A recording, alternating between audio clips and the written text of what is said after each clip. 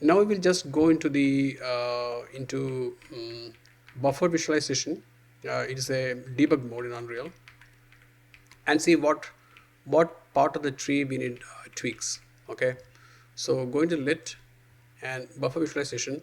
First we will check the subsurface. Okay, so subsurface color, if you go into that, it goes into full black. So that means there is no subsurface assigned to the tree right now. Okay, so if you go behind the sun, so the sun is over here, and when you go behind the sun, you can see that the leaves are like fully opaque. Okay, so light is not going through it. So I have a reference photo here of the coconut palm, and there's a photo which shows like right behind the sun. Let me find it. Yeah, over here. So you can see that the sunlight is passing through the leaves. So this is not how our tree looks. So if you have a side by side comparison right here, see the difference. How much different this is. This looks from this picture. So these leaves will have to glow actually to get a realistic effect. Also, this stem will not be will not have any subsurface because it is not letting any light pass through it. Okay, so we will first solve this problem. Okay, then we will come to the come to different effects. So this trunk can wait because the more complex part is the leaf. Okay, uh, so first things first, let's open the material, master material instance. We'll keep here and go into master material. So this is master material. Okay, where's the master material? Why can't I see it? Okay, so I just open the master material here, go into masters, m_tree.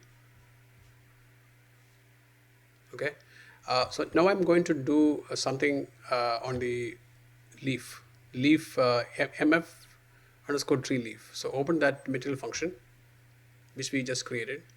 Okay, and we need to look at the subsurface. So right now subsurface is nothing is there. Subsurface is like empty. It is not getting any connections. Okay, so subsurface has to use the subsurface mask. So when we were creating the material, I was showing you about the subsurface mask, right? So how do you create it? So we'll create a new material function just for the subsurface. It is called go into list view and create a new material function, advanced material function mf, and we call it subsurface color. Okay, so we will go step by step. So first will be a very basic subsurface, then we'll add features to it, which can make it much more much better. Okay. Now double click on this mf material function for subsurface color, and it will open here in a separate tab. So just like the previous material functions we created, so we are focusing here on just on the subsurface. Okay, so for subsurface we need to use the two function inputs. So that is like function input 1 and control D second one. Okay, so here we are using the albedo, the color, the RGB channels combined, and we have a subsurface mask that is in the albedo alpha. So this one is vector 3, and we can call it like albedo. Okay, and so we have this one is a scalar parameter. So function input scalar. So this one is actually basically a grayscale texture. That's why it is scalar. So it will be subsurface mask. So you can just have this sort priority as 0 for the albedo input, and for the subsurface mask you can have sort priority as 1. So since it's a function, this will be shown as this will be first and this will be second. Okay. Now I'll just move this out a little bit. Now so I'm going to use a named reroute. So just here, named reroute declaration. So this is like albedo underscore in. Okay, albedo in, and this will be named reroute declaration subsurface. You can just call it sub mask in. Okay, and I'll just group this, keep it clean, into input. Change the color to something else, like keep it really bright or whatever. Okay, so this is the input for the subsurface. Then I need two more controls here. So one will be the subsurface grayscale. Grayscale means I'll be using the subsurface mask and using some multiply and also some saturation controls just to get a different values for the subsurface mask. Okay. So first part is that I need to have three different controls for this. Okay, I need a saturation adjustment, brightness, and also a contrast. So I'm going to get a so press number 3 on the keyboard and left click. Okay, and this is a constant 3 vector. So you can get a constant 3 vector by pressing 3 and clicking left click. When you press 1 and left click, you get a constant. Okay. So this one we have three values, x, y, z. So we can use all these values for getting the different controls we need. Okay. So first step is to convert this into a parameter. So, and I'm going to name it subsurface controls. Okay, and for the default color, I'm going to change this to white. So by color. Also, we can name each of the channels. Okay, so for the red, I'm going to name it as saturation. For green, I'm going to name it brightness. And for the blue, I'm going to name it contrast. So we have three different colors here. So one is for saturation, brightness, and contrast. So we have separate controls for these three, and I will create a separate group called number 2 subsurface. Okay, and this will be the number 1 sort priority for that. Okay, so subsurface controls will be these three. Okay, so I'm going to combine this with brightness with the subsurface mask. Because subsurface mask, I need to get a control on how much brightness I need. Okay. So the named reroutes, I'm going to get subsurface mask in. Okay, this we multiplied with the brightness. So press M and left click, subsurface mask in. That will be multiplied with the brightness value. So whatever number you give here, it will affect the brightness value. So since it's white, that means red, green, and blue all are one each. Okay, So this color is like 1 each for all the channels. So when you multiply anything with white, it won't change. Okay, so default 1 is good. Then once we get the brightness, I need to multiply the brightness with the albedo. So albedo value. So again press M, left click, multiply this with the albedo. Okay. So right click, named reroute, albedo in. So I'm going to multiply this with the albedo color. Okay, so that will give me this mask in a mix of albedo plus the subsurface mask. I mean multiplied by the subsurface mask, not plus. Then what I need to do is there's a saturation adjustment. So saturation adjustment will actually control how much saturation we need for the albedo in. Okay, so in Unreal Engine, saturation means it's a clamp. So saturation clamps the value between 0 and 1. So that doesn't have the meaning of actual saturation in terms of texture. So what we have is desaturation. So desaturation is like just opposite of saturation. So it makes it more grayscale, towards grayscale values. So what we need to do is we need to invert this value. So invert saturation value. So saturation, drag out of it and type 1 minus. So 1 minus is the same as invert. Okay. So I'm going to invert this. Then desaturation. Okay, desaturation. So I'll just desaturate this multiplied result with the inverted value of saturation. So that means when I increase the saturation value, it'll actually make it more saturated. Okay, it's a bit kind of inverted thing here in Unreal. Okay, okay. So now we got what is mask with a lot of controls for the subsurface.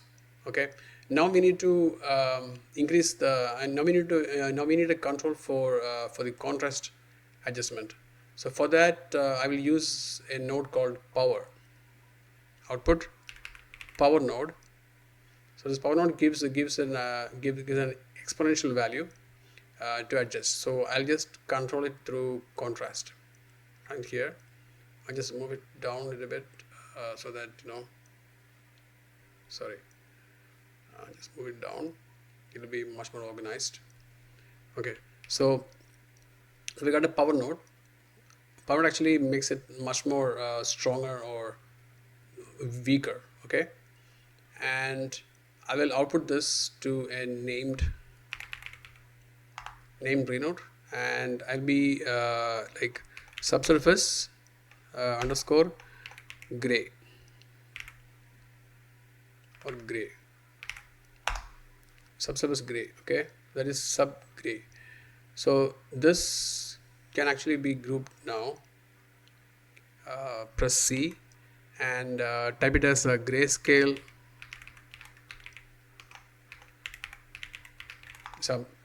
subsurface. So this can be used as the input for the next one.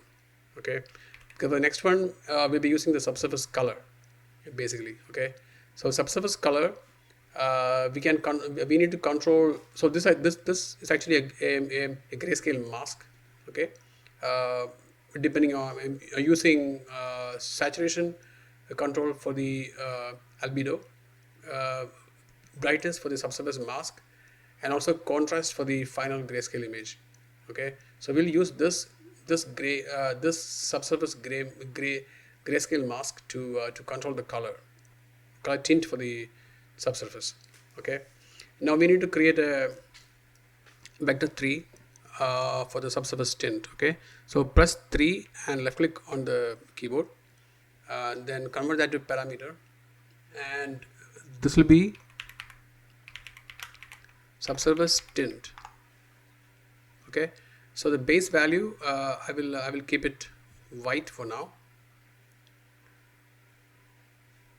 So base value is white, and now we need to mask it out. Okay, So this sub gray will be the input here. So named sub gray, I will use it here. Then there is something called blend overlay in Unreal. It is similar to the overlay blend node in Photoshop or Substance Designer. So whatever overlay does, it does here. So blend overlay actually brightens the bright pixels and darkens the dark pixels of the image. So here what I'll use is I'll use blend overlay, blend underscore overlay. Okay, so use that and blend these two. So this mask and this RGB from the tint. So this subsurface tint has to go into subsurface. Okay, so I can give it a number as 2 as sort priority. Then what we need to do is so after this blend overlay, I need to make sure that there is a control for this subsurface tint. Okay, the subsurface tint I can use the alpha channel. So RGB is for the subsurface tint color. So alpha channel I can use as tint strength. So tint strength. Okay, so tint strength, how will I control it? I should be using something like a blend node. So blend node in Substance Designer or the alpha adjustment in Photoshop. Okay, so for that we can use something called the linear interpolate. It's called LERP. Okay, so linear NEAR interpolate. So it's right here. So LERP here. So we are going to LERP this with the grayscale output from here. Okay, so I can just drag and drop this one to A. So B is the result here. Okay, I'll just move this here so that it'll be easier to understand. Then for the mask, I'm going to use alpha. I'm going to use tint strength. So the logic here is like this. When you have white here, like tint strength is 1, so it will show the show B. That means blend overlay. Whatever comes through here, it will show the full color. Okay, when it's less than 1, like for example 0.5, like grayscale, it will show half of these. Okay, so the color will be less. Tint won't affect much for the LERP. So that's why we are using LERP here. Okay, then we need to use a switch. It is a static switch parameter. Switch parameter that has a term, then tint subsurface. So we can actually have it as a question. Okay, tint subsurface. Yes means it has to use the tint. Okay, so it comes from the LERP, true, and false is again this grayscale, because grayscale is like it can be used for both. Okay, I just make a little bit space here.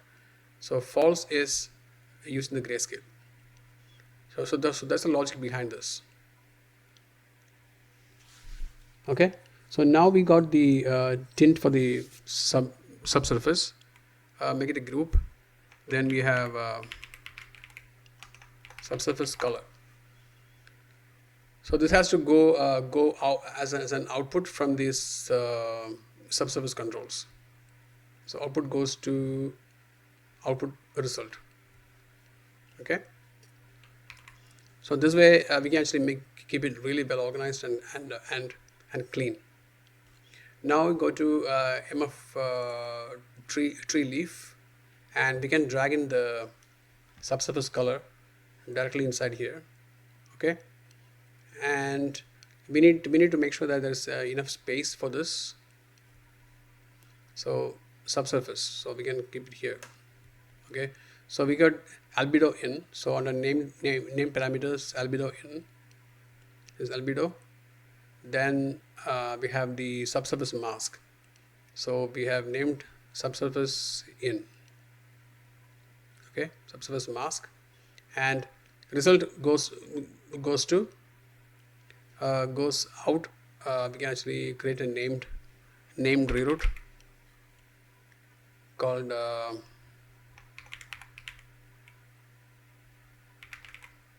subsurface color in, and we can actually have the subsurface color right here. So give it a named reroute, subsurface color in, okay.